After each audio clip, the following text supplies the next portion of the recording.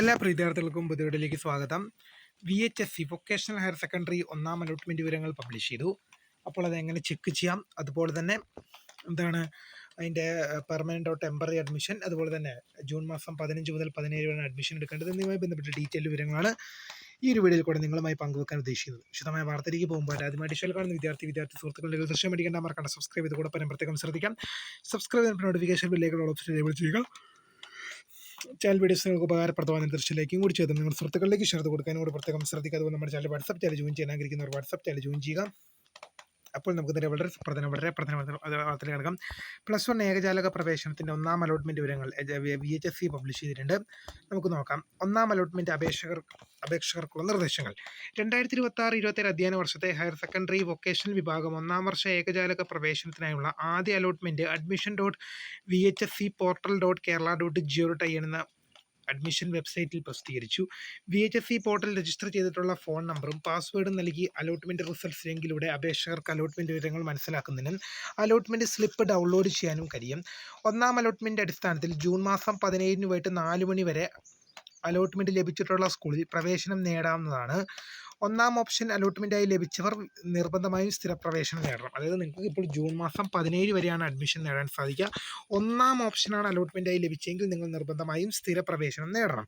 ഇവർക്ക് താൽക്കാലിക പ്രവേശനം അനുവദിക്കില്ല. നിങ്ങൾക്ക് ഒന്നാം ഓപ്ഷനാണ് അലോട്ട്മെൻറ്റായി ലഭിച്ചെങ്കിൽ നിങ്ങൾക്ക് നിങ്ങൾക്കിപ്പോൾ ഉദാഹരണം പറയുകയാണെങ്കിൽ ഒന്നാം ഓപ്ഷൻ അലോട്ട്മെൻറ്റായി ലഭിച്ചാൽ നിങ്ങൾക്കിവിടെ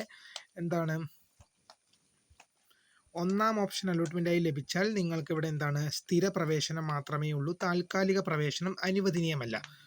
താഴ്ന്ന ഓപ്ഷനുകളിലാണ് അലോട്ട്മെൻറ്റ് ലഭിച്ചിട്ടുള്ളതെങ്കിൽ ഉയർന്ന ഓപ്ഷനുകൾ ലഭിക്കാൻ കാത്തിരിക്കുന്നതിനായി വിദ്യാർത്ഥികൾക്ക് താൽക്കാലിക പ്രവേശനം നേടാം. അതായത് ഉദാഹരണം പറയുകയാണെങ്കിൽ നിങ്ങൾക്ക് താഴ്ന്ന ഓപ്ഷനുകളാണ് അലോട്ട്മെൻറ്റ് ലഭിച്ചിട്ടുണ്ടെങ്കിൽ നിങ്ങൾക്ക് ഉയർന്ന ഓപ്ഷൻ ലഭിക്കുന്നതിനായിട്ട് നിങ്ങൾക്ക് എന്ത് ചെയ്യാൻ സാധിക്കും? ടെമ്പററി അഡ്മിഷൻ എടുക്കാൻ സാധിക്കും. ഉദാഹരണം പറയുകയാണെങ്കിൽ നിങ്ങൾക്ക് 5ാമത്തെ ഓപ്ഷനാണ് അലോട്ട്മെൻറ്റായി ലഭിച്ചതെങ്കിൽ 4ാമത്തെയോ 3ാമത്തെയോ 2ാമത്തെയോ 1ാമത്തെ ഓപ്ഷൻ ലഭിക്കുന്നതിന് വേണ്ടി നിങ്ങൾക്ക് ടെമ്പററി അഡ്മിഷൻ എടുക്കാം.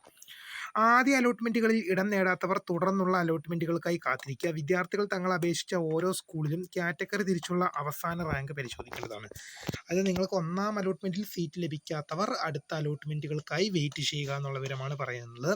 അലോട്ട്മെൻറ്റ് ലിസ്റ്റിൽ ഉൾപ്പെട്ട വിദ്യാർത്ഥികൾ ജൂൺ മാസം 17 വൈകിട്ട് 4 മണിക്ക് മുമ്പ് അലോട്ട്മെൻറ്റ് ലഭിച്ച സ്കൂളിൽ റിപ്പോർട്ട് ചെയ്ത് സ്ഥിരമായോ താൽക്കാലികമായോ പ്രവേശനം നേടാതിരുന്നാൽ അഡ്മിഷൻ പ്രോസസ്സിൽ നിന്ന് പുറത്താകുന്നതാണ്. തെറ്റായ വിവരങ്ങൾ നൽകി ലഭിച്ചിട്ടുള്ള അലോട്ട്മെൻറ്റുകൾ റദ്ദാക്കപ്പെടുന്നത്. നിങ്ങൾ എന്ത് ചെയ്യണം? നിങ്ങൾ അലോട്ട്മെൻറ്റ് ലഭിച്ചിട്ടുണ്ടെങ്കിൽ നിർബന്ധമായും സ്കൂളിൽ പോയിട്ട് പ്രവേശനം നേടണം. അല്ലാത്ത പക്ഷം നിങ്ങൾക്ക് ലഭിച്ച അലോട്ട്മെൻറ്റ് റദ്ദാക്കുകയും തുടർന്നുള്ള അലോട്ട്മെൻറ്റുകളിൽ പരിഗണിക്കുകയും നിങ്ങളുടെ അപേക്ഷയിൽ തെറ്റുകളുണ്ടെങ്കിൽ പോലും തുടർന്നുള്ള അലോട്ട്മെൻറ്റ് പ്രക്രിയകളിൽ നിങ്ങളെ പരിഗണിക്കില്ല എന്ന് തന്നെയാണ് വിദ്യാഭ്യാസ വകുപ്പ് വ്യക്തമാക്കുന്നത്.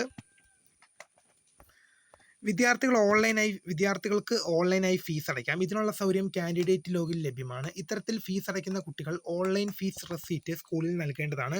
താൽക്കാലിക പ്രവേശനം നേടുന്നവർ ഫീസ് അടയ്ക്കേണ്ടത്. നിങ്ങൾക്ക് ഉദാഹരണം പറയുകയാണെങ്കിൽ നിങ്ങൾക്കിവിടെ കാൻഡിഡേറ്റ് ലോഗിൻ വഴി വിദ്യാർത്ഥികൾക്ക് ഓൺലൈനായി ഫീസ് അടയ്ക്കുന്നതിനുള്ള സൗകര്യമുണ്ട്. താൽക്കാലിക പ്രവേശനം നേടുന്ന വിദ്യാർത്ഥികൾ ഫീസ് കൊടുക്കേണ്ടതില്ല. ഫീസ് സ്ട്രക്ചറാണ് നിങ്ങൾക്ക് ഈ സ്ക്രീനിൽ കാണുന്നത്. നിങ്ങൾക്ക് സ്ക്രീനിൽ കാണുന്നുണ്ട് ഫീസ് സ്ട്രക്ചർ. അലോട്ട്മെൻറ്റ് റിസൾട്ടിൽ കിട്ടുന്ന അലോട്ട്മെൻറ്റ് സ്ലിപ്പും യോഗ്യത തെളിയിക്കുന്ന അസൽ സർട്ടിഫിക്കറ്റും പ്രവേശനത്തിന് ഹാജരാക്കണം. അലോട്ട്മെൻറ്റ് ലിസ്റ്റിൻ്റെ 1ാമത്തെ പേജിൽ ഹാജരാകുന്ന രേഖയുടെ വിവരങ്ങൾ നൽകി വിദ്യാർത്ഥികളും രക്ഷകർത്താവും ഒപ്പുവെച്ചിരിക്കണം. അത് നിങ്ങൾ നൽകുന്ന വിവരങ്ങൾ നിങ്ങൾ എന്ത് ചെയ്യണം? അലോട്ട്മെൻറ്റ് സ്ലിപ്പ് പൂരിപ്പിച്ച് കൃത്യമായി രക്ഷകർത്താവിനൊപ്പം തന്നെ ഹാജരാകണം. യോഗ്യത തെളിയിക്കുന്ന സർട്ടിഫിക്കറ്റുകൾ ബന്ധപ്പെട്ട ബോർഡിൽ നിന്നും ലഭിക്കാത്ത വിദ്യാർത്ഥികൾ അസൽ സർട്ടിഫിക്കറ്റുകൾ ഹാജരാക്കാൻ സമയം അനുവദിക്കുന്നതിനാണ്. പ്രവേശനത്തിന് വിദ്യാർത്ഥികൾ സ്വയം സാക്ഷ്യപ്പെടുത്തിയ സമർപ്പിക്കുന്ന യോഗ്യത തെളിയിക്കുന്ന പകർപ്പുകൾ സ്വീകരിക്കാവുന്നതാണ്. ആവശ്യമെങ്കിൽ സ്കൂൾ അധികൃതർ ഔദ്യോഗിക വെബ്സൈറ്റിലൂടെ പ്രസിദ്ധീകരിക്കുന്ന റിസൾട്ടിൻ്റെ സാധ്യത ഉറപ്പാക്കുന്നതിന് പ്രവേശന സമയത്ത് വിടുതൽ സർട്ടിഫിക്കറ്റും സ്വഭാവ സർട്ടിഫിക്കറ്റും നിർബന്ധമായി ഹാജരാക്കണം. അത് നിങ്ങൾ അപേക്ഷിച്ചിട്ടുള്ള ഏതെങ്കിലും ഒരു ഒറിജിനൽ സർട്ടിഫിക്കറ്റ് നിങ്ങൾക്ക് ലഭിക്കാത്തുണ്ടെങ്കിൽ നിങ്ങൾക്ക് അവ ലഭിക്കുന്നതിന് വേണ്ടി സമയം അനുവദിച്ചു തരും. എന്നാൽ TCയും മറ്റ് രേഖകളും TCയും സ്വഭാവ സർട്ടിഫിക്കറ്റും നിങ്ങൾ എന്ത് ചെയ്യണം? അഡ്മിഷൻ ടൈമിൽ തന്നെ TCയും സ്വഭാവ സർട്ടിഫിക്കറ്റും അഡ്മിഷൻ ടൈമിൽ തന്നെ ഹാജരാക്കേണ്ടതായിട്ടുണ്ട്. പ്രവേശന സമയത്ത് ഹാജരാക്കേണ്ട രേഖകൾ സംബന്ധിച്ച് ഇവിടെ നൽകുന്നു. സാമുദായിക വിവരം, നിങ്ങൾക്ക് രേഖകളും കാര്യങ്ങളെല്ലാം ഡീറ്റെയിൽസ് ലഭ്യമാണ്. നമ്മൾ പറയാൻ നിൽക്കുന്നില്ല, കാരണം വീഡിയോ ഒരുപാട് ലെങ്ത് ആകും. അപ്പോൾ വീഡിയോ ഇഷ്ടപ്പെട്ടാൽ ലൈക്ക് ചെയ്യുക, ഷെയർ, സബ്സ്ക്രൈബ്. അപ്പോൾ my name is Kritha founder square for the ഗൈഡൻ. Thanks for watching. ഇത് രേഖകൾ ഏതാണെന്ന് അറിയാത്തവർക്ക് അതിൻ്റെ ഡീറ്റെയിൽസ് ഈ സർക്കുലർ നിങ്ങൾക്ക് വെബ്സൈറ്റിൽ ലഭ്യമാണ്, ഡൗൺലോഡ് ചെയ്ത് വായിക്കുക.